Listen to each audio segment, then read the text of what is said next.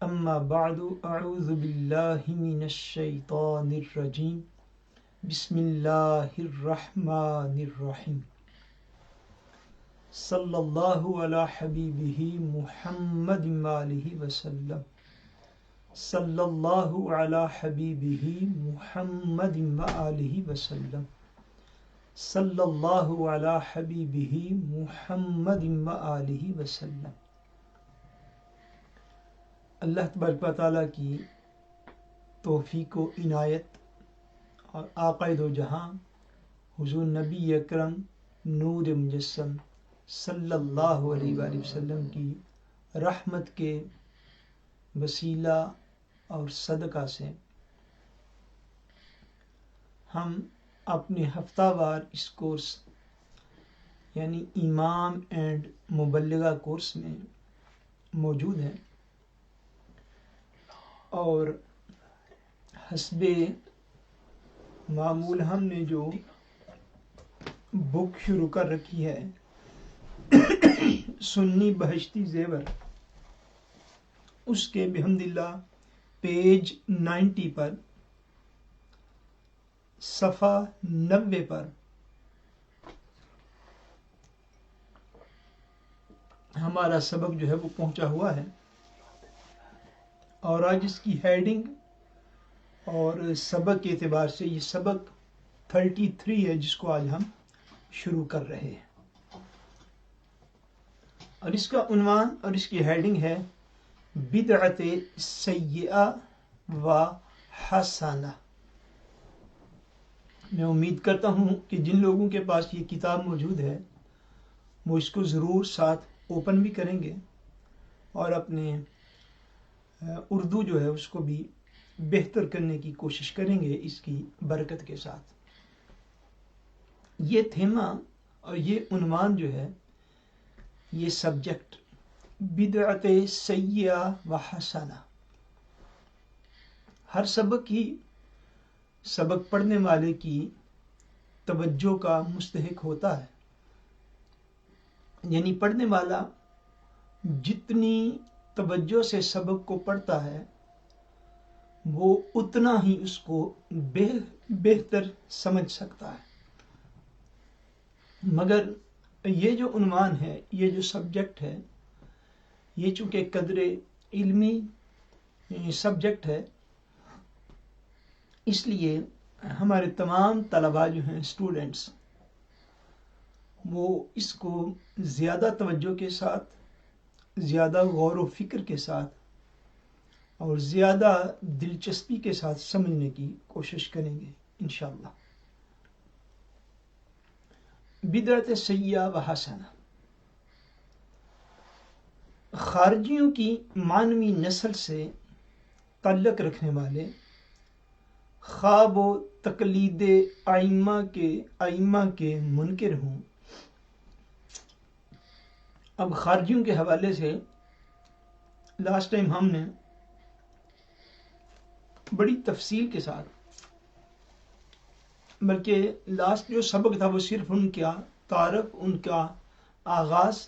اور ان کے عقائد اور افکار پر مشتمل تھا۔ یہاں پہ بھی اس کے ہنٹس دیے گئے ہیں، یعنی خارجیوں کی مانوی نسل جو موجودہ دور میں لوگ ان افکار کو، ان نظریات کو، ان آئیڈیالوجیز کو کسی نہ کسی صورت میں ماننے والے ہیں، اس کو اختصار کے ساتھ ویلی کھٹ اس کو یہاں پر جو ہے وہ پہلے ذکر کیا گیا ہے، یعنی ہاں وہ تقلید ائمہ کے منکر ہوں۔ اس کا معنی یہ ہے کہ وہ لوگ ایسے ہیں فکری اور نظریاتی طور پر کہ وہ کسی بھی امام کی، جو فقہی امام ہیں ان میں سے کسی کی بھی تقلید یعنی اس کو فالو کرنا اور اس کا مقلد ہونا اور اس کے فتاوی کی پیروی کرنا، اس کو وہ ضروری نہیں سمجھتے اور اس کا انکار کرتے ہیں۔ خواہ اہل سنت و جماعت کے چاروں مذہبوں میں سے کسی ایک کے امام مجتہد کے مقلد اور تقلید ائمہ بالخصوص ہمارے ان اطراف و اکناف میں امام اعظم ابو حنیفہ رضی اللہ تعالیٰ عنہ کی تقلید کے مدعی، ان سب میں ایک باطنی بیماری مشترک ہے۔ یہاں تک کہ عبارت کا مفہوم یہ ہے کہ وہ لوگ اس دور میں جو کہ ہمارے فقہی ائمہ جو ہیں، آپ کو پتہ ہے اہل سنت کے ہاں 4 فقہی مکتب فکر ہیں۔ ایک وہ جن کو حنفی کہا جاتا ہے، دوسرے وہ جن کو شافعی کہا جاتا ہے، تیسرے وہ جن کو حنبلی کہا جاتا ہے، اور چوتھے وہ جن کو مالکی کہا جاتا ہے۔ یہ 4 فقہی مکتب فکر ہیں، فقہی مسلک ہیں اہل سنت و جماعت میں۔ اور ہم بحمد اللہ تعالی موسٹلی 99% پاکستانی مسلمان جو ہیں اور انڈیا کے مسلمان جو ہیں وہ جو فقہ حنفی ہے اس کی تقلید کرتے ہیں، اور ہم بحمد اللہ تعالی اس کو فالو کرتے ہیں، اور اللہ تبارک و تعالیٰ کی اس نعمت پر اللہ تبارک و تعالیٰ کا شکر ادا کرتے ہیں۔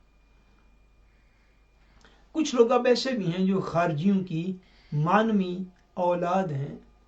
ان میں سے کچھ لوگوں کا یہ بھی کہنا ہے کہ دین کو فالو کرنے کے لیے، دین کی پیروی کرنے کے لیے ائمہ کی تقلید کی کوئی ضرورت نہیں، اور وہ بالکل آزاد خیالی کے ساتھ جو ہے وہ مسائل کا استدلال کرنا چاہتے ہیں اور ان کو سمجھنا چاہتے ہیں۔ اس طرح کے جتنے بھی لوگ ہیں، لکھا ہوا ان سب کی ایک باطنی بیماری، ان کی ایک اندر کی بیماری جو ہے وہ فیلس ہے، وہ کامن ہے، وہ مشترک ہے، اور وہ کیا ہے کہ وہ مسلمانان اہل سنت و جماعت کو بدعت کا پیرو، بدعتی، جہنمی، مشرک، شرک پسند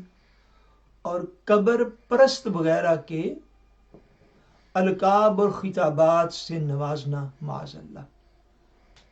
اور بات بات پر انہیں قرآن و حدیث کا مخالف بتانا۔ یعنی ان کا ایک فیلس جو ہے، ان سب کی وہ جتنے بھی چھوٹے چھوٹے طبقات ہیں، ان سب کی ایک فیلس بیماری یہ ہے کہ وہ حضور علیہ الصلوۃ والسلام کی امت کا جو سب سے بڑا طبقہ ہے، جو فرقہ نہیں ہے، جو سواد اعظم ہے، جو سب سے بڑا گروہ ہے، وہ اس سب سے بڑے گروہ، حالانکہ خود وہ چھوٹے چھوٹے فرقے ہیں، مگر وہ چھوٹے چھوٹے فرقے ہونے کے باوجود وہ حضور علیہ السلام کی امت کے سواد اعظم کو ہی بدعتی کہتے ہیں، انہیں معاذ اللہ جہنمی بھی کہتے ہیں، انہیں مشرک بھی کہتے ہیں، اور جو کچھ ان سے ہو سکتا ہے انہیں ہمیشہ وہ قرآن و حدیث کے خلاف ہی بتاتے ہیں۔ ایک لمحے کے لیے ہمارے جتنے بھی سامعین اس بات کو سن رہے ہیں اور جو اہل سنت و جماعت ہیں، ان سے میں یہ گزارش ضرور کرنا چاہوں گا کہ جب ایک طبقے کی طرف سے یہ چیز بطور الزام اور بطور کہ حضور علیہ السلام کی امت کے سب سے بڑے گروہ پر جب ایک چھوٹے سارے گروہ اور فرقے کے یہ فتاوا جات ہوں، مشرک بھی کہیں، بدعتی بھی کہیں، فلاں فلاں بھی کہیں، اور سارا کچھ وہ ہمیں کہیں اہل سنت و جماعت کو، اہل سنت کو کیا حوصلہ ملا ہے کہ یہ ایسے آزاد خیال ہیں کہ جو انہیں مشرک اور جہنمی اور بدعتی اور سارا کچھ کہہ گزرتا ہے، یہ اس کی بھی فیور کرتے ہوئے نظر آتے ہیں۔ اور یہ بات سبحان اللہ والی نہیں ہے، یہ بات سوچنے والی۔ اس کا مطلب ہے کہ آپ کو سیلف ریسپیکٹ نہیں ہے۔ یہ بات ذہن نشین کر لیجئے، یہ دین کی ایک سیلف ریسپیکٹ ہوتی ہے، جس کا آپ کی شخصیت کی، آپ کی پرسنالٹی کی بطور پرسن ایک جو ہے وہ سیلف ریسپیکٹ انسان کے اندر موجود ہوتی ہے۔ ایک طبقہ جو ہے وہ آپ کو بدعتی، مشرک، جہنمی سارا کچھ کہہ گزرتا ہے، اور ہمارے بہت سارے لوگ اپنی اپنی مساجد و مراکز میں بھی انہی لوگوں کو جو ہے وہ ستوتے کرتے ہوئے اخلاقی طور پر، نظریاتی طور پر نظر آتے ہیں۔ یہ اپنے عقیدے کی قدر نہ ہونا ہے کہ آپ خود جس عقیدے پر، جس نظریے پر، جس تھاٹ پر، جس تھرو پر، جس بلیف پر، جس پر آپ خود قائم ہیں، پھر آپ کو اس کی قدر نہیں۔ ہم یہ نہیں کہتے کہ ہمیں بھی جواباً انہیں یہی کہنا چاہیے، لیکن ہم یہ کہتے ہیں کہ کم از کم انسان کو اپنے ہونے کا احساس ضرور ہونا چاہیے کہ بھئی میں اگر اللہ تبارک و تعالیٰ نے مجھے سواد اعظم میں پیدا کیا ہے، یا سواد اعظم کی طرح میں موٹیویٹ بعد میں زندگی کے کسی حصے میں ہو گیا ہوں، تو کم سے کم یہ جو چھوٹے چھوٹے فرقے اور فرقیاں اور چھوٹے چھوٹے گروہ ہیں، ان کے جو فتوے ہیں حضور کی امت کے سب سے بڑے گروہ پر میں سب سے بڑے گروہ کے ساتھ اٹیچ اور وابستہ ہوں، سو اس اعتبار سے بندے کو جو ہے اپنے اندر اپنی بلیف کی، اپنے خیالات اور عقائد کی رسپیکٹ کا ایک لحاظ ضرور ہونا چاہیے۔ اور اتنا زیادہ نرم گوشہ جو ہے وہ بعض اوقات بندے کو دینی عقائد میں نقصان کا باعث بن جاتا ہے۔ یہ چیز ذہن نشین کر لیجیے۔ حالانکہ جو مسلمانان اہل سنت و جماعت کو بدعتی اور گمراہ کہے، آگے آپ کو وہ ایک ایک چیز ملے گی جن چیزوں پر وہ بدعتی اہل سنت و جماعت کو کہتے ہیں، اور وہ سارے کام میں اور آپ ہم سارے صبح و شام کرتے ہیں۔ بہرحال اس کو پڑھ لیجیے۔ حالانکہ جو مسلمانان اہل سنت و جماعت کو بدعتی اور گمراہ کہے، وہ بدعتی و گمراہ اور ناحق پرست ہے کہ بحکم حدیث ناجی یعنی نجات پانے والا، و جنتی یعنی جنت میں جانے والا، اور نجات پانے والا گروہ اہل سنت و جماعت آج 4 مذہب حنفی، مالکی، شافعی اور حنبلی میں جمع ہو گیا۔ اب ہم جس کو اہل سنت و جماعت کہتے ہیں، وہ انہی 4 مکاتب فکر کے ساتھ وابستہ جو لوگ ہیں وہ اہل سنت و جماعت کہلائیں گے۔ اب جو ان 4 سے باہر ہے وہ اسلامی برادری سے گویا کہ باہر ہے، اور وہ بد مذہب ہے۔ تو کہنا یہ ہے کہ ان بد مذہبوں میں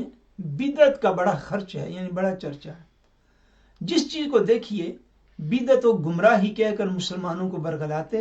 اور فریب کھلاتے ہیں۔ اس لیے مسلمان یاد رکھیں، آگے بدعت کی ڈیفینیشن ہے، اس کی تعریف ہے، اس کو توجہ کے ساتھ، چونکہ یہ علمی حصہ ہے، اس کو سمجھنے کی ضرورت ہے۔ بدعت اس نوپید یعنی نئی چیز کو کہتے ہیں جو رسول اکرم صلی اللہ تعالی علیہ وآلہ وسلم کے بعد دین میں نکلی اور مسلمانوں میں رواج پا چکی۔ مجھے یاد پڑتا ہے کہ ہمارے ہاں فیضان قرآن و حدیث کورس جو ہر سال ہوا کرتا تھا رمضان المبارک میں، اس میں ایک دفعہ ہم نے یہ بدعت کے کنسپٹ پر لیکچرز بھی دیے تھے، اور وہ ہمارے یوٹیوب چینل پر بھی جو ہے وہ موجود ہوں گے۔ جو زیادہ دلچسپی کے ساتھ اس چیز کو سمجھنا چاہیں وہ وہاں سے سن کے تو اس کو سمجھ سکتے ہیں۔ بدعت کا لفظ بدعت کا جو لغوی معنی ہے، لغوی معنی لینگویج کے اعتبار سے، زبان کے اعتبار سے، سپروک کے اعتبار سے، لفظ بدعت کا لغوی معنی جو ہے وہ ہے نئی چیز، جس کو یہاں پہ لکھا گیا پرانی اردو میں نو پید، نئی چیز، ایسی نئی چیز جو حضور نبی اکرم نور مجسم صلی اللہ علیہ وآلہ وسلم کے دنیا سے ظاہری طور پر پردہ فرما جانے کے بعد دین میں نکلی اور دین میں داخل ہوئی۔ اپنی لغوی معنی کے اعتبار سے ہر نئی چیز کو جو ہے وہ بدعت کہتے ہیں۔ اس کی آگے 2 اقسام ہیں۔ There is 2 types of بدعت، اور جو بندہ ان میں فرق نہیں کرے گا وہ کبھی بھی ان معاملوں میں وہ کلیریفیکیشن نہیں پا سکتا۔ اس کو یہ چیز سمجھنی چاہیے کہ لغوی معنی کے اعتبار سے جس طرح لفظ صلات کا ایک لغوی معنی ہے، لفظ صوم کا ایک لغوی معنی ہے، جس طرح لفظ زکوٰۃ کا ایک لغوی معنی ہے، جس طرح لفظ حج کا ایک لغوی معنی ہے، جس طرح لفظ جہاد کا ایک لغوی معنی ہے، ہر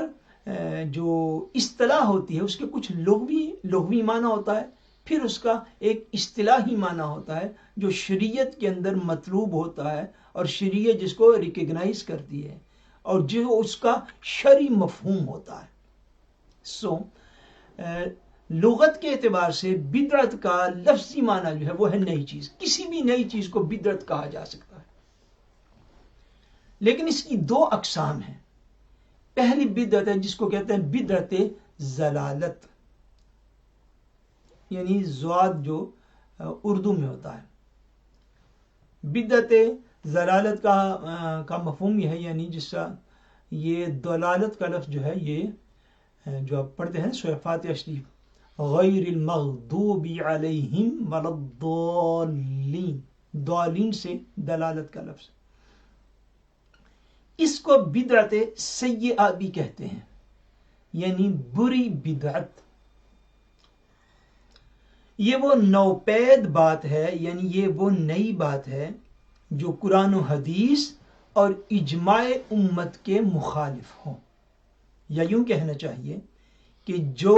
نئی بات کسی ایسی چیز کے تحت داخل ہو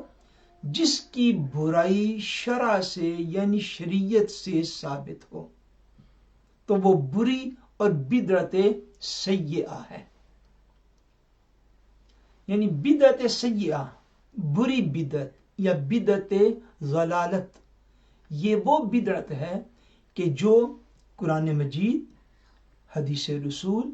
اور اجماع امت، جو ان میں سے کسی بھی ایک چیز کی مخالفت رکھتا ہو جو کام، اور وہ دین کے اندر نیا ہو، پہلی صدیوں میں وہ کام نہ ہوا ہو، سو اگر وہ قرآن، حدیث پاک اور اجماع امت کے مخالف ہے تو ہر ایسا کام جو دین کے نام پر کیا جائے گا وہ بدعت کہلائے گی، مگر بدعت سیئہ یا بدعت ضلالت جو ہے وہ کہلائے گی۔ یہ گمراہی والی بدعت ہے، یہ ایک بری بدعت ہے، یہ وہ بدعت ہے جو کہ انسان کے گناہوں میں اضافہ کرتی ہے۔ ہر ایسا نیا کام، پھر سمجھ لیجئے، جو امت کے اندر قرآن مجید، حدیث رسول اور اجماع امت کے مخالف جو بھی کام ہو، وہ کام جو ہے وہ اس امت میں بدعت کہلائے گا اور بدعت سیئہ کہلائے گا، بری بدعت کہلائے گا، بدعت ضلالت وہ کہلائے گا، یعنی گمراہی والی بدعت کہلائے گا، اور ہر ایسا کام اپنے اپنے درجے کے مطابق وہ گناہ ہوگا جس درجے پر اس کو کیا جائے گا۔ اس کی دو صورتیں ہیں، مکروہ و حرام، جیسے داڑھی منڈوانا، یہ بدعت ہے اور یہ بدعت سیئہ ہے اور یہ بدعت ضلالت ہے، یہ گمراہی والی بدعت ہے، کیونکہ داڑھی منڈوانا مرد کا جو ہے یہ قرآن مجید کی بھی مخالفت ہے، حدیث رسول کی بھی مخالفت ہے اور اجماع امت کی بھی مخالفت ہے۔ یہ چیز ذہن نشین کر لیجئے، ہمارے جتنے بھی سامعین اس بات کو سن رہے ہیں وہ مرد ہیں تو اللہ کریم انہیں بھی یہ دین آگے پہنچانے کی توفیق عطا کرے، وہ عورتیں ہیں تو انہیں بھی اللہ کریم اس دین کو آگے پہنچانے والا بنائے۔ اور میں صدق کے دل سے یہ ہمیشہ دعا کرتا ہوں کہ ہمارے پاس آنے والے لوگ جو ہیں اللہ کریم سب کو اس کورس کی برکت کا صدقہ سب کو مبلغ اور مبلغہ بنا دے اور اپنے دین کا کامل فہم عطا کرے اور زبان کے تالوں کو کھولے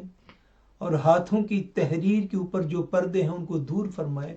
اور ہر طریقے سے بول کر، لکھ کر اور اس دور کے تقاضوں کو سمجھتے ہوئے اپنے دین کو آگے پہنچانے والا بنائے۔ یہ بات پہنچائیے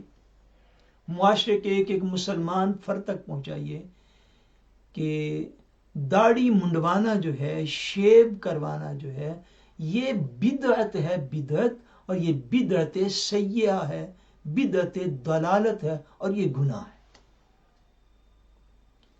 اس لیے کہ یہ اجماع امت کی مخالفت ہے، ایک مسلمان مرد کا شیب کروانا، داڑھی نہ رکھنا، یہ حدیث رسول صلی اللہ علیہ وسلم کی مخالفت ہے۔ یہ جو کام ہے، اس طرح کے نئے نئے کام پہلے مسلمان ایسا نہیں تھے کرتے، یعنی یہ ایک نیا کام ہے مسلمانوں کے اندر۔ مسلمان مرد کبھی اس چیز کا سوچ بھی نہیں تھے سکتے ہوتے، حالانکہ جو بے عمل ہوتے تھے مسلمان، بے عمل، وہ بھی داڑھی ضرور رکھتے تھے، یعنی اس چیز کا کوئی کانسیپٹ نہیں تھا پایا جاتا، اس چیز کا کوئی تصور نہیں تھا پایا جاتا کہ مسلمان مرد ہو اور وہ داڑھی نہ، بھائی یہ کیسے ہو سکتا ہے؟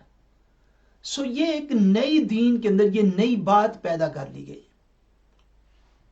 ممکن ہے جی یہ آج سے چند 100 سال پہلے ایسے ہوا ہو، ممکن ہے کب ہوا، آئی ڈونٹ نو، میں تو نہیں جانتا ہوں، لیکن بہرحال یہ بدعت ہے۔ بجائے بہت دور دور تک جو آپ جاتے ہیں، کبھی کہیں سے کوئی کلپ لے کر آتے ہیں آج کل لوگ، سوشل میڈیا سے، کوئی کسی بر اعظم کا، کوئی کسی ملک کا، کوئی کسی علاقے کا، کوئی کسی سپرو کا، دیکھو جی یہ کیا ہو رہا ہے، آگے پھر لوگ ہمیں شیئر کر دیتے ہیں جسے ہم اس کے کوئی انسوارلی پیشون ہیں، بھئی یہ کیا ہو رہا ہے، یہ کیا ہو رہا ہے، یہ کیا ہو رہا ہے۔ ایک لمحے کے لیے مسلمان مردوں کو یہ بھی سوچنا چاہیے کہ ہم خود کیا کر رہے ہیں۔ ایک لمحے کے لیے مسلمان ماؤں، بہنوں، بیٹیوں کو بھی سوچنا چاہیے کہ ان کی اولادیں، ان کے بھائی، ان کے خامد، وہ کیا کر رہے ہیں۔ ہم نے ساری دنیا کا تو درد جگر اپنے دل میں پالا ہوا ہے، مگر ہماری اپنی حالت اور کنڈیشن کیا ہے؟ اگر ہم جو ہے وہ بدعت سیئہ میں بھی گرفتار رہیں تو یہ کتنی بری بات ہے۔ دینی مجالس میں بھی آئے جائیں اور دینی لوگوں کے پاس بھی بیٹھیں، مساجد کے ساتھ محبت بھی کریں، مگر شکل و صورت ہماری جو ہے وہ دین کے مطابق نہ ہو، اس میں ہم بدعت کے کنسپٹ کو فروغ دینے والے ہیں عملی طور پر۔ یہ چیز جو ہے شیو کروانا، یہ بدعت سیئہ ہے اور شدید گناہ ہے۔ پھر اس کی نئی تراش خراش ایجاد کرنا، یہ بھی بدعت ہے، یاد رکھیے۔ آج کل ہمارے نوجوان جو ہیں ان میں سے ایک شوق یا رجحان بھی ہے بحمداللہ تعالی کہ وہ چھوٹی موٹی داڑھی شریف جو ہے وہ رکھ لیتے ہیں۔ اس کی تراش خراش کرنا جو کہ سنت سے مطابقت نہیں رکھتی، یہ بھی جو ہے یہ بہت ناپسندیدہ ہے، بہت ناپسندیدہ ہے۔ دین اس چیز کو پسند نہیں کرتا، لیکن آج کل چونکہ رجحان چلا ہوا ہے، بیسیکلی طور پر میں سمجھتا ہوں چونکہ ایک رجحان یا رواج ہونے کی بنا پر جو ہے وہ نوجوان رکھ تو لیتے ہیں، چونکہ اگر وہ سنت پاک سمجھ کے رکھیں کہ ہم نے حضور پاک کی سنت رکھی ہوئی ہے، پھر تو ویسے رکھیں جیسے حضور علیہ السلام نے رکھی، یا حضور کو دے کر صحابہ نے رکھی، صحابہ کو دے کر تابعین نے رکھی، اور یہ سلسلہ آج تک جو ہے وہ جاری و ساری ہے۔ لیکن شاید وہ مختلف موویز دیکھ کر، سوشل میڈیا پہ مختلف چیزیں دیکھ کر، پھر جیسے آپ جاتے ہیں نا ہیئر سیلون میں آپ جاتے ہیں، آپ فری سیئر کے پاس جاتے ہیں، وہاں پر تصویریں جو ہیں وہ لگی ہوتی ہیں، یہ کٹنگ کروانی ہے، یہ کٹنگ کروانی ہے، یہ کٹنگ کروانی ہے۔ ایسے ہی غالباً داڑھیوں کی بھی مختلف کٹنگز جو ہیں وہ موجود ہوتی ہیں۔ تو یہ جو ہے مطلب ایک طرف سے جو ہے مشین وغیرہ کا استعمال کروا لینا، پھر داڑھی کو چھوڑ دینا، کبھی کوئی سٹائل یہاں پہ ایک چھوٹی سا جو وہ لائن لے کے آنا، آگے آگے تھوڑا چھوڑ دینا، یہ جو سارے طریقے ہیں یہ قطعاً دینی طریقے نہیں، یہ ناپسندیدہ طریقے۔ بدعت دلالت میں یہ چیز ہمیشہ میں یوں ہی محض اپنی نام و نمود کے لیے مسجدوں کی زیبائش کرنا، یاد رکھیے یہ بھی بدعت میں شامل ہے کہ مسجدوں کی ڈیکوریشن کرنا۔ کس وجہ سے؟ اس وجہ سے کہ محض اپنی ذاتی نمود و نمائش کے لیے، کہ لوگ کہیں کہ فلاں قبیلے کے لوگوں نے، فلاں برادری کے لوگوں نے، یا فلاں آستانہ عالیہ کے مریدوں نے، انہوں نے مسجد بنائی، ایڈی ڈیکوریٹ کی تھی کہ وہ نال دی ڈیکوریشن دے پورے علاقے موجود نہیں۔ مساجد کو علماء نے ڈیکوریٹ کرنے کی اجازت دی ہے، مگر یاد رکھیے گا ہر چیز میں ایک اعتدال ہوتا ہے۔ ڈیکوریشن، خوبصورتی، زیبائش، یہ اللہ تبارک و تعالیٰ کے گھروں کی کرنا بھی جو ہے اس کی اجازت ہے، لیکن اعتدال کے ساتھ، میانہ روی کے ساتھ۔ ہر چیز میں دین جو ہے وہ اعتدال کا سبق دیتا ہے، اور یہ اسباق اگر بھول جائیں گے تو پھر ہوگا یہی جو ہم نے پہلے چند سالوں میں دیکھا اور کیا۔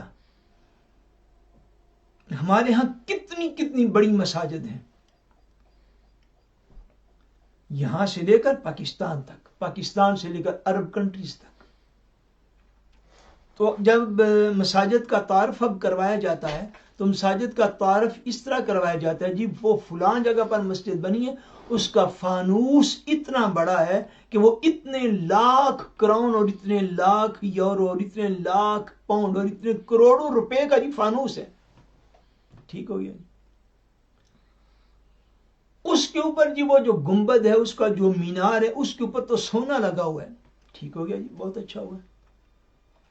اس کا جو قالین ہے وہ تو فلاں ملک سے منگوایا گیا، دنیا میں اس سے بہتر قالین کوئی نہیں ہے۔ It's okay, no problem. اس کے مصلے جو ہیں وہ بڑے اعلیٰ ہیں، اس کی دیواروں کے اوپر جو آگے نقش و نگار جو ہے وہ بنائے گئے ہیں، اتنی مرتبہ آیت الکرسی لکھی گئی، اتنی مرتبہ یہ کیا گیا، یہاں سے پتھر منگوایا گیا، یہاں سے لکھنے والا منگوایا گیا، یہ سارا کچھ درست ہوا۔ آگے چلیے، آگے پوچھئے بھائی اس مسجد کے نمازی کتنے ہیں، یہ بھی تو پوچھئے۔ یہ جو معلومات آپ نے پڑھی ہیں، کسی نے آپ کو بتلا دیا، کسی نے کلپ سینڈ کیا، ہم نے نیچے 10 دفعہ سبحان اللہ لکھ دیا۔ پوچھئے فیصل مسجد اسلام آباد کے کتنے نمازی ہیں، پوچھئے اسلام آباد کے لوگوں سے، پوچھئے بادشاہی مسجد لاہور میں کتنے لوگ نماز پڑھنے کے لیے آتے ہیں۔ مساجدیں زیبائش ان کی کرنا الاؤ، مفتیان کرام نے اجازت دی ہے، ان کو ڈیکوریٹ کرنا بھی الاؤ ہے، ان میں اچھے سے اچھا قالین ڈالنا، اچھے سے اچھا ہیٹنگ یا اے سی کا سسٹم رکھنا، یہ ساری چیزیں الاؤ ہیں، مگر اعتدال کے ساتھ۔ ضرورت پوری ہو جائے، کس لیے ضرورت پوری ہو جائے؟ کہ جو اللہ کی عبادت کرنے والے ہیں، آنے والے لوگ وہ سکون کے ساتھ عبادت الہی کر سکے۔ پوچھئے عبادت کرنے والے کہاں ہیں؟ اب اس سال تو کرونا وائرس میں گزر گیا نا، تو پہلے بھی تو ہم نے 45 سال زندگی گزاری ہے۔ کہیں ایسا تو نہیں کہ ہم نے اپنے اللہ تبارک و تعالیٰ کے گھروں کے آداب پورے نہ کیے تو اللہ نے ہماری زندگی میں ہی ہمارے لیے اپنے گھروں کے دروازے خدا نخواستہ بند کر دی۔ اس بات کے اوپر بھی سوچنے کی ضرورت ہے۔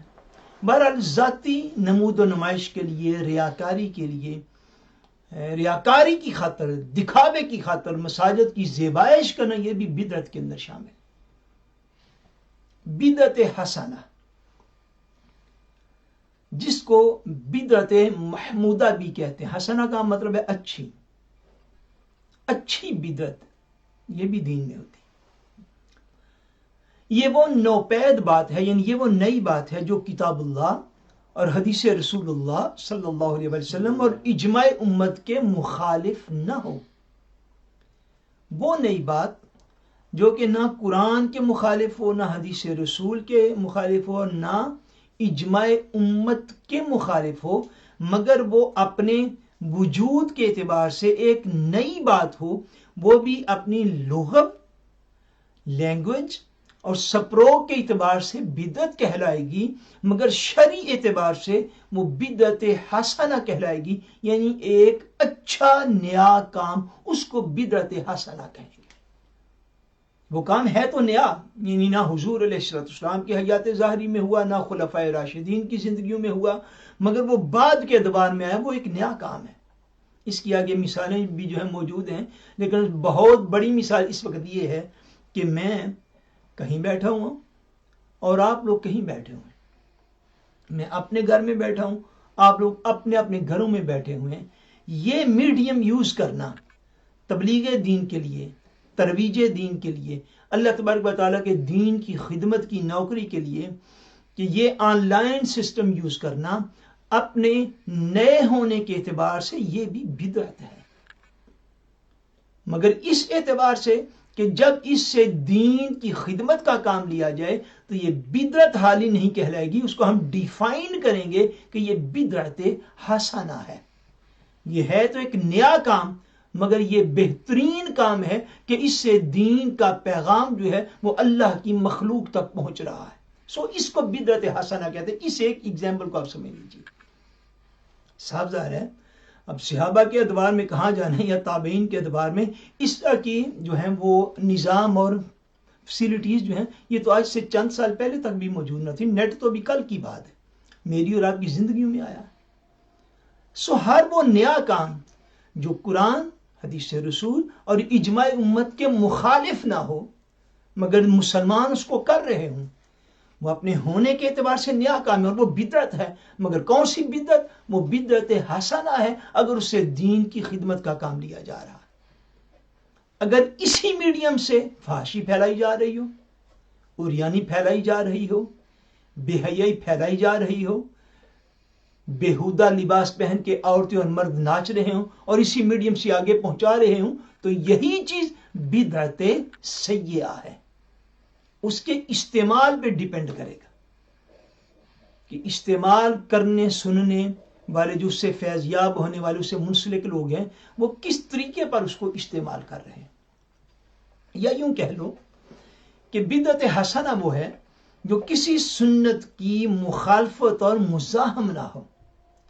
یعنی بدعت حسنہ وہ ہے کہ جو کسی سنت کی مخالفت اس سے لازم نہ آئے،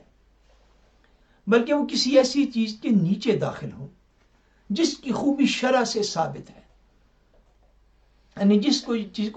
کو شرعی لوگ جو ہے، شریعہ لوگ جس کو پسند کرتا ہے، اس کے دائرے کے نیچے نیچے جو بھی چیزیں ہیں وہ بے شک نئی چیزیں ہیں مگر وہ بدعت حسنہ کہلائیں گے۔ یہ بدعت کبھی مباح ہوتی ہے، مباح کا مطلب ہوتا ہے جائز، جس کا نہ گناہ ہے نہ ثواب ہے۔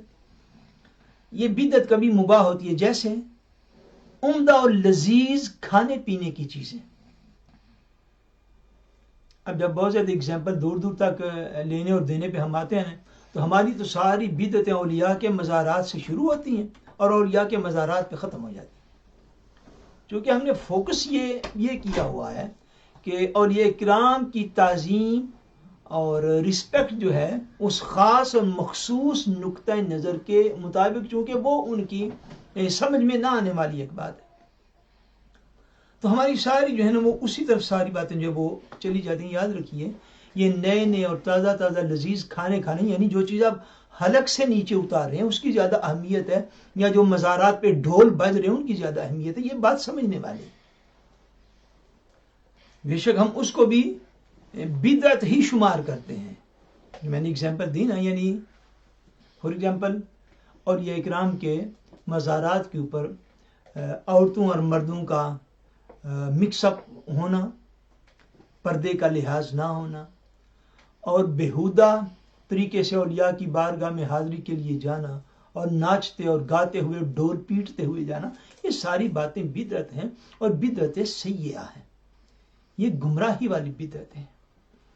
صحابہ کرام رضوان اللہ تعالی علیہم اجمعین کے دور میں لوگ قبور پر ایسے نہیں تھے جاتے۔ ایک تو یہ بدعت ہے جو آپ نے آنکھ سے دیکھی، عمل دوسرا بندہ کر رہا ہے۔ ایک یہ ہے کہ جو آپ نے اپنے حلق سے نیچے اتار لی، اس میں بھی بدعت شامل ہے۔ مثلا پیزا آپ نے کھایا تو آپ کا کیا خیال ہے؟ یہ قرون اولیٰ میں مسلمان پیزے کھاتے تھے؟ پیزے کا تو وجود ہی کوئی نہیں تھا۔ یہ جو نت نئے کھانے ہیں، آپ نے کولا پیا، حلق سے نیچے اتار لیا، آپ نے آج کل کے سارے جو ہیں وہ مشروبات جو ہیں وہ پیے، دریکر آپ نے ڈیفرنٹ لیے جو سارے پینے جائز ہیں۔ مختلف قسم کے کھانے ہیں، دنیا کے مختلف علاقوں میں یہ سارے کھانے جو ہم اپنے حلق سے نیچے اتارتے ہیں، یہ نئے نئے اور لذیذ کھانے کھانا، یہ بیسکلی طور پر یہ بھی بدعت ہے، مگر یہ بدعت حسنہ ہے اور یہ مباح ہے اور یہ جائز ہے۔ بیش قیمت اور دیدہ زیب لباس پہننا، بڑے بڑے قیمتی لباس پہننا، یہ بھی بدعات میں شامل ہے، مگر یہ حسنہ ہے مباح ہے اور جائز ہے. بندہ پہن سکتا ہے جتنی اس کو اللہ تعالیٰ نے توفیق دی ہے وہ ضرور پہنے،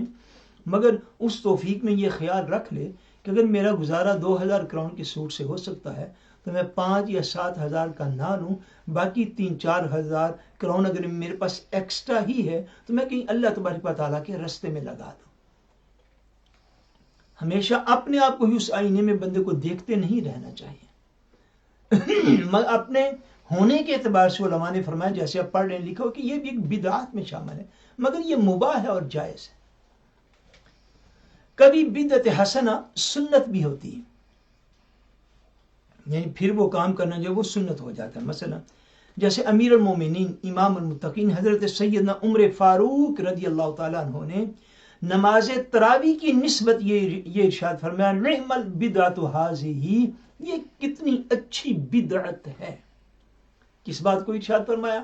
کہ حضور نبی اکرم نور مجسم صلی اللہ علیہ وآلہ وسلم آپ نے نماز تراویح ادا فرمائی،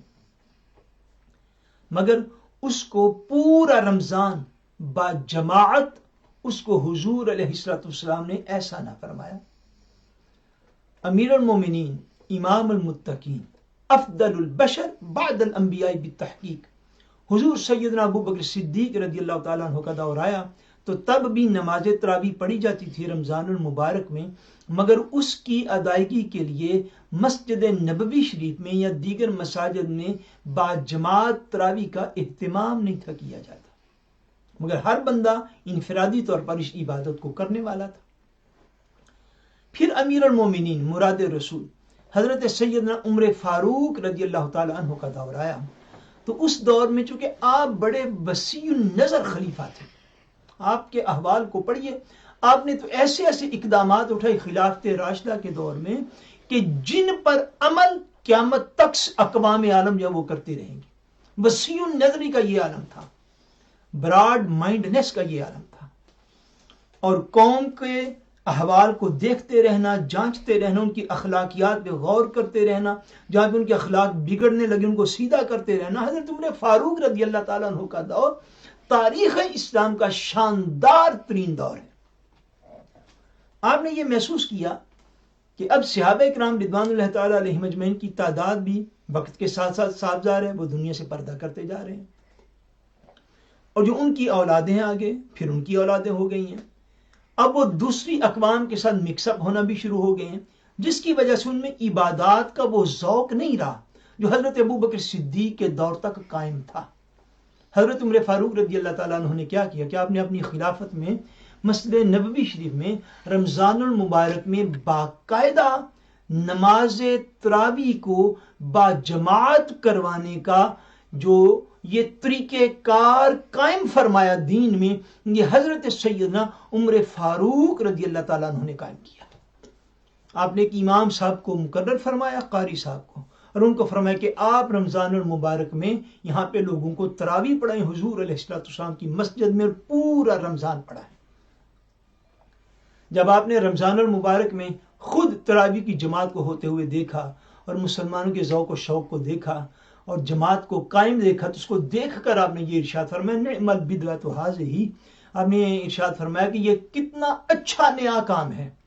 یہ کتنی اچھی بدعت ہے کہ یعنی پورا رمضان با جماعت نماز تراویح نہ حضور علیہ السلام کے ظاہری دور میں ہوئی، نہ حضرت ابو بکر صدیق رضی اللہ تعالیٰ عنہ کے دور میں ہوئی، بلکہ اس کا آغاز بھی حضرت عمر فاروق رضی اللہ تعالیٰ عنہ نے کیا. مگر جب سینکڑوں ہزاروں کی تعداد میں مسلمانوں کو با جماعت نماز تراویح پڑھتے ہوئے دیکھا تو خود ہی ایک دن خوش ہو گئے اور اس منظر کو دیکھ کر فرمایا، نعم البدعۃ ھذہ، یہ کتنی اچھی بدعت ہے جس کو ہم نے آغاز کیا، یہ کتنا اچھا نیا کام ہے. بدعت جو ہے بعض اوقات بدعت حسنہ جو ہے وہ مباح ہوتی ہے، یعنی صرف جائز ہوتی ہے، نہ اس کا گناہ نہ اس کا ثواب، اور بعض اوقات بدعت حسنہ سنت ہوتی ہے کہ اس کی ادائیگی سے، اس نئے کام کو اختیار کرنے سے اللہ تبارک و تعالیٰ اس بندے کو سنت کا ثواب بھی عطا فرماتا ہے. جیسے نماز تراویح کا پورا رمضان مساجد کے اندر با جماعت ادا کرنا، حالانکہ تراویح آلریڈی سنت مقدہ ہے. اور یہ بدعت حسنہ کبھی واجب بھی ہوتی ہے، یہ کبھی واجب بھی ہوتی ہے. جیسے اہل دلالت اور گمراہ فرقوں کے رد میں تصنیف و تالیف کرنا، یہ بدعت جو ہے، یہ نیا کام جو ہے، یہ واجبات کی حیثیت رکھتا ہے کہ دنیا میں جو گمراہ لوگ ہیں، جو گمراہ فرقے ہیں، ان کے رد میں دلائل کو جمع کرنا اور ان کے عقائد کو قرآن و سنت کے دلائل سے ان کو ریجیکٹ کرنا اور ان کو غلط ثابت کرنا، گمراہ فرقوں کے عقائد و نظریات کو، یہ واجبات میں شامل ہے یہ نیا کام۔ کیوں کہ حضور علیہ السلام کی حیات ظاہری میں خلفائے راشدین کے ادوار تک تصنیف و تالیف یوں نہیں تھی ہوتی۔ اس وقت کتابوں پر کتابیں نہیں تھی لکھی جاتی، بلکہ ایک ہی کتاب کو فالو کیا جاتا تھا اور وہ اللہ کا کلام قرآن مجید تھا۔ یا اس کے بعد صحابہ کرام رضوان اللہ تعالی علیہم اجمعین میں سے چند کے پاس حضور علیہ السلام کے مختلف فرمان لکھے ہوئے تھے، لیکن باقاعدہ کتابیں تو نہیں تھی تصنیف کی جاتی۔ ایسا کام کرنا جس میں گمراہ فرقوں کے رد پر تصنیف و تالیف کی جائے، یہ ہے نیا کام، مگر یہ واجبات میں شامل، تاکہ حق اپنی پوری چمک اور حسن کے ساتھ جو ہے وہ چمکتا نظر آئے، اور باطل کا رد جو ہے یہ ہر دور کے اندر ہوتا رہے کہ یہ عقیدہ باطل ہے، یہ عمل باطل ہے، یہ عقیدہ غلط ہے، یہ فرقہ غلط ہے، یہ گروہ غلط ہے، یہ کام کرنے والے لوگ غلط ہیں، صراط مستقیم سے ہٹے ہوئے ہیں۔ ان موضوعات پر تصنیف و تالیف کرنا، کتابیں لکھنا جو ہے، یہ واجبات دینیہ میں شامل ہے۔ اور ایسی کتابوں کو پرنٹ کروانا، اشاعت کرنا تاکہ مسلمان گمراہی سے بچیں، یہ واجبات میں شامل ہے۔ یا قرآن و حدیث کو سمجھنے کے لیے علم صرف و نحو وغیرہ علوم کا پڑھنا، یہ بھی بدعت حسنہ ہے، مگر واجبات میں شامل ہے کہ اگر صرف و نحو کا علم حاصل نہیں کریں گے تو قرآن مجید کو اب سمجھیں گے کیسے؟ اب بات کو فالو کر رہے ہیں۔ صحابہ کرام رضوان اللہ تعالی علیہم اجمعین کو قرآن مجید سیکھنے کے لیے، سمجھنے کے لیے صرف و نحو کی کوئی ضرورت نہ تھی۔ کیوں کہ آقا دو جہاں صلی اللہ علیہ وسلم پر قرآن اترتا تھا، صحابہ کرام براہ راست جا کے حضور پاک کی بارگاہ سے سیکھ لیا کرتے تھے۔ اب ضرورت ہے، اپنی ضرورت کے اعتبار سے اور اپنی وجود کے اعتبار سے کہ نیا کام اور بدعت ہے، چونکہ دور صحابہ میں ایسا نہیں ہوا، مگر یہ بدعت حسنہ ہے۔ یہ وہ بدعت ہے، بدعت حسنہ ہے اور واجب ہے کہ اب آپ نے قرآن و حدیث کو سیکھنا ہے، اس کے علوم کو کما کو، تو آپ کے لیے اس سے پہلے امدادی علوم جو ہوتے ہیں، جو اس کو فشٹو کرنے کے لیے جو ہیلپ کرتے ہیں جو علوم، ان کا حاصل کرنا لازمی ہے۔ جو فہم و ادراک، اگر آپ اس بات کی مکمل سمجھ نہ آئے تو ہماری درس نظامی کی کلاس کے کسی اسٹوڈنٹ سے مل کے بھی آپ اس بات کی تصدیق کر سکتے ہیں۔ جو فہم و ادراک احکام شرع میں مفید و معاون ہوں۔ مسلمان خوب یاد رکھیں کہ جس امر کی اصل یعنی جس کی اوریجن شرع شریف سے ثابت ہو، یعنی شرعی لوب اور ریگولر سے ثابت ہو، وہ ہرگز بدعت کبیحہ نہیں ہو سکتا، وہ بری بدعت نہیں ہو سکتا۔ جس چیز کی اوریجن، جس چیز کی اصل، جس چیز کی بنیاد قرآن و سنت یا اجماع امت سے ثابت ہے، وہ نیا کام کبھی بھی بری بدعت نہیں ہو سکتا۔ مگر خود ان منکرین کے مدارس، اب وہ یہ بات کہہ رہے ہیں کہ جو لوگ ہر وقت بدعت بدعت بدعت کا شور کیے رہتے ہیں، وہ بھی یہ سارے نئے کام تو وہ خود بھی کرتے ہیں، مگر چونکہ وہ خود کر رہے ہیں اس لیے وہ ٹھیک ہے، اور جو کوئی اور کام کریے وہ اس لیے غلط ہے، وہ کوئی اور کر رہا ہے۔ یہ پیمانہ ہے کچھ لوگوں کے پاس۔ مگر خود ان منکرین کے مدارس، یعنی مدارس تو دونوں طرف موجود ہیں نا، ان کے واعظ کے جلسے، دستار بندی کے اجتماعات جو سالانہ مدارس کے ہوتے ہیں، یہ بھی دور صحابہ میں تو نہیں تھے ہوتے۔ کتابوں کی اشاعت و طباعت یعنی کتابوں کو پرنٹ کرنا، اور ایسے ہی دوسرے مشاغل اپنی اپنی حیت خاصہ کے ساتھ، یعنی مخصوص شکل و صورت کے ساتھ ضرور بدعت ہوں گے، مگر ان کے یہاں ہو تو پھر ٹھیک ہے کہ محبوبان خدا کی عظمت کے جتنے امور ہیں سب حرام و بدعت ہیں، یعنی اگر وہ خود یہ سارے کام کریں تو ٹھیک ہے، لیکن اگر دوسری طرف سواد اعظم اہل سنت و جماعت ایسے نئے کاموں کو اختیار کریں جو دین کے احکام سے باہر نہیں ہے، قرآن و سنت اور اجماع امت سے ٹکراتے نہیں ہیں، تو پھر وہ بدعت ہے، معاذ اللہ ثم معاذ اللہ، جس میں ان کا مطلب وہ حلال و سنت ولا حول ولا قوت الا باللہ العلی العظیم۔ ضروری تنبیہ، نجدی قماش کے لوگ عام طور پر یہ باتیں جو تقویت الایمان جیسی کتابوں میں بھری پڑی ہیں، جو پچھلے لیکچر میں ہم نے کچھ اس میں سے عرض کیا تھا، مسلمانان اہل سنت و جماعت سے چھپاتے ہیں، اور فرعی مسائل یعنی فروعی مسائل جو دین کے اصولی مسائل ہیں، مثلا میلاد شریف، قیام سے مراد ہے جو ہم لوگ جمعۃ المبارک کے بعد کھڑے ہو کے درود و سلام پڑھتے ہیں، اس کو پھکھٹ جو ہے وہ قیام بھی کہتے ہیں۔ 11ویں شریف، فاتحہ، تیجا یعنی جس کو ہم صوم کہتے ہیں،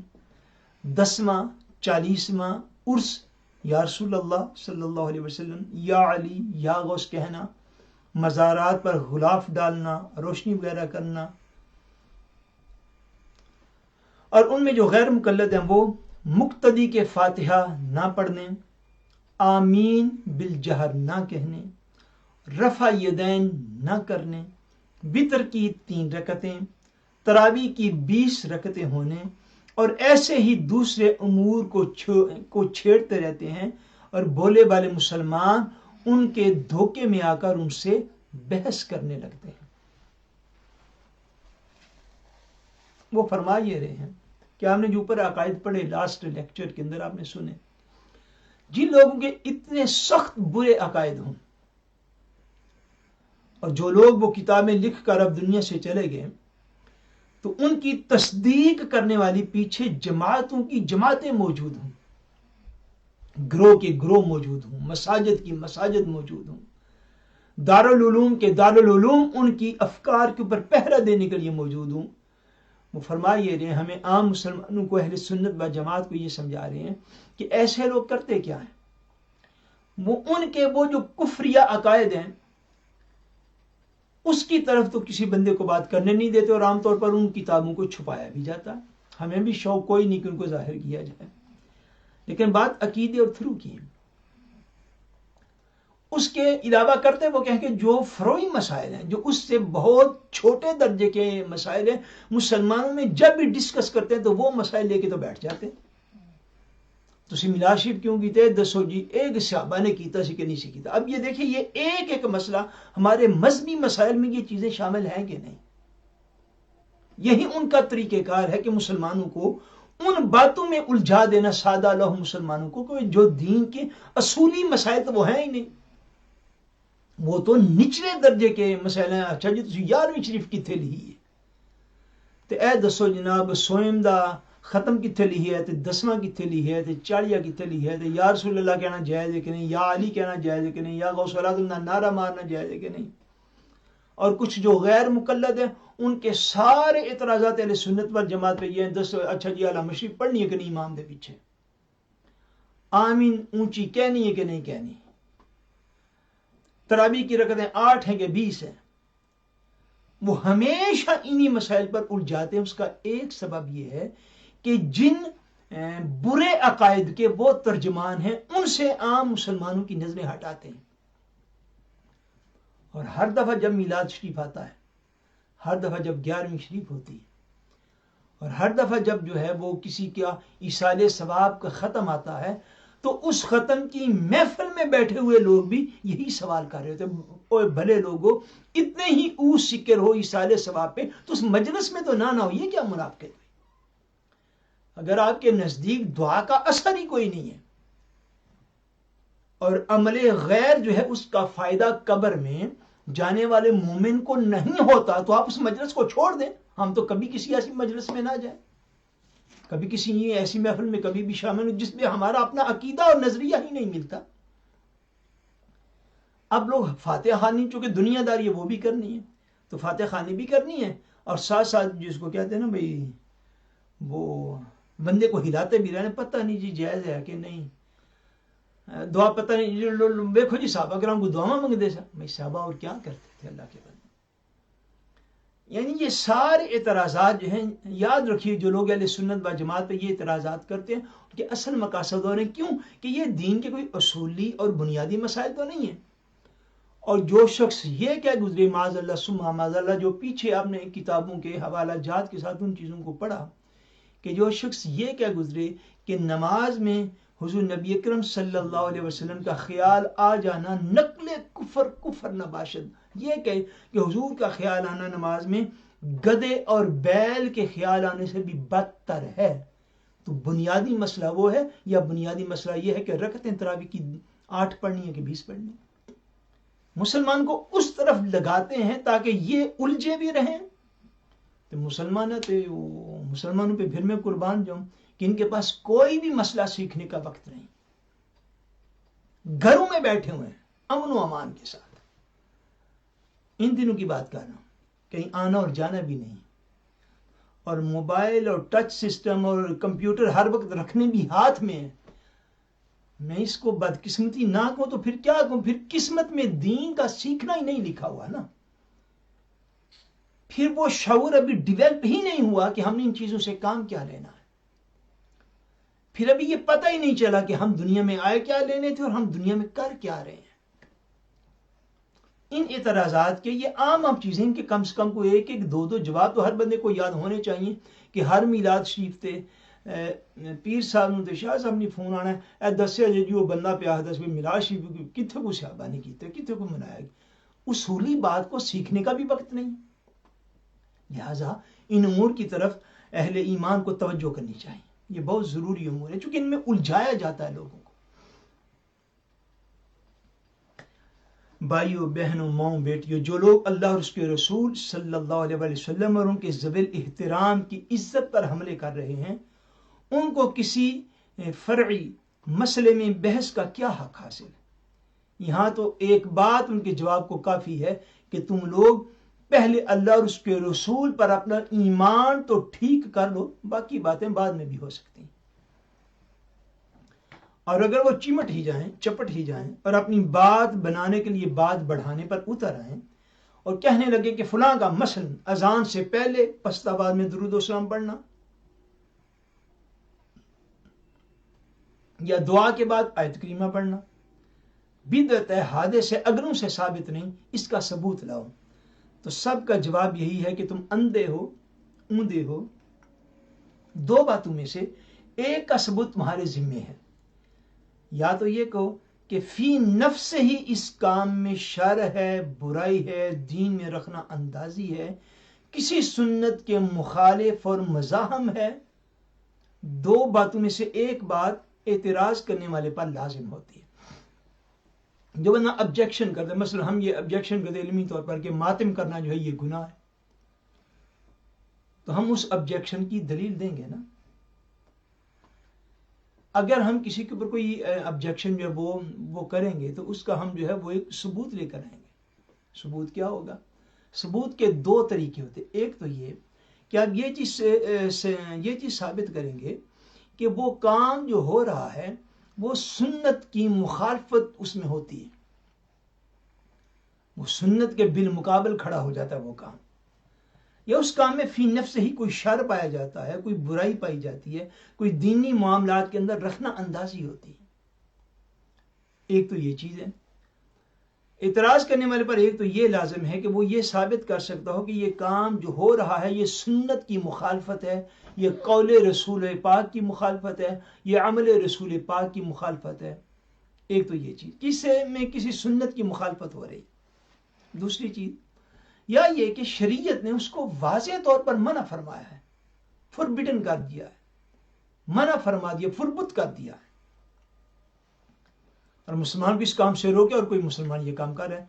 جب نہ کوئی کام شریعت میں منع ہو، نہ کسی سنت کی اس سے مخالفت ہو رہی ہو، نہ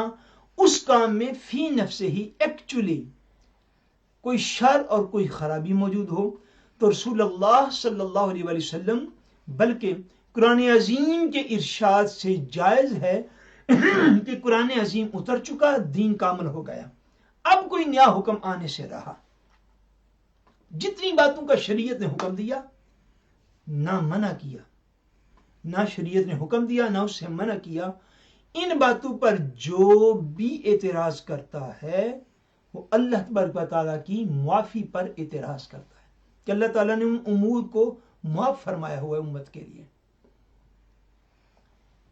یا تو شریعت اس چیز کو منع کرے یا وہ سنت کی مخالفت میں وہ کام کھڑا ہو. اگر یہ دونوں امور اس کے اندر پائے نہیں جاتے تو حدیث شریف میں اس کی معافی مقرر ہو چکی، جس کی اب تبدیلی نہیں ہوگی، چونکہ حدیث پاک میں واضح طور پر آ گیا کہ وہ امور شریعت میں معاف کر دیے گئے، اور جو اللہ کی معافی پر اعتراض کرتے ہیں وہ مردود ہے، وہ رد کیا ہوا ہے. بھلا جس بات سے نہ اللہ تبارک و تعالیٰ نے منع کیا نہ اس کے رسول صلی اللہ علیہ وسلم نے ممانعت فرمائی، منع کیا، نہ صحابہ کرام نے روکا، نہ تابعین نے اس سے باز رکھا، تو کیا تم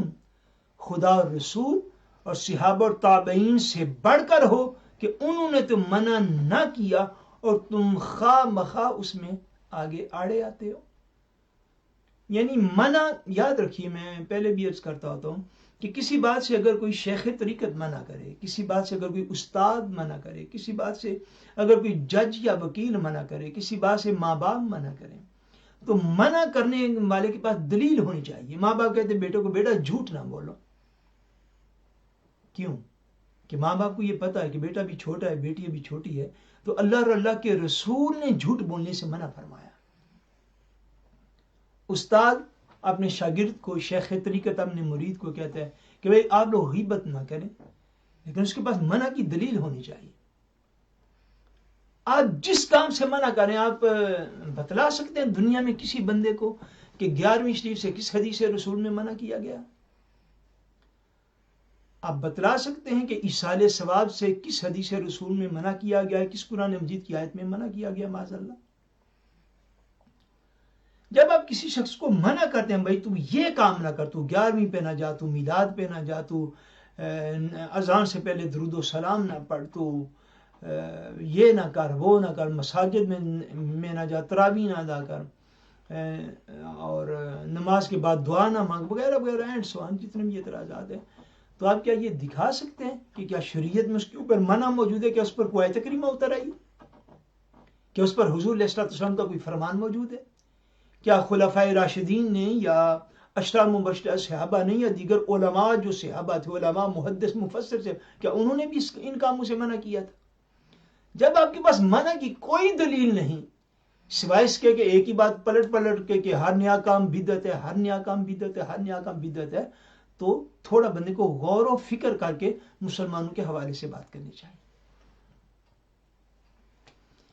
فیصلہ وہ ہے جو سنن ابی داؤد میں حضرت عبداللہ ابن عباس رضی اللہ تعالیٰ عنہ سے مروی ہے. آپ نے کہا کہ جسے اللہ اور اس کے رسول نے حلال کہا وہ حلال ہے، اور جسے حرام کہا وہ حرام ہے، اور جس کا کچھ ذکر نہ کیا وہ معاف ہے. یہ دین کا ضابطہ ہے. جو حلال ہے وہ حلال ہے، جو حرام ہے وہ حرام ہے، اور جس کا ذکر موجود نہیں وہ معاف کیا گیا ہے امت کی آسانی کی خاطر. عجیب بات ہے، آپ کو آسانی بھی پسند نہیں آتی کچھ لوگوں کو. ایک حدیث پاک کا مفہوم ہے، میں نے پڑھی کہ آقا دو عالم صلی اللہ علیہ وسلم نے ارشاد فرمایا حرام ظاہر ہے اور حلال ظاہر ہے، اور ان دو کے درمیان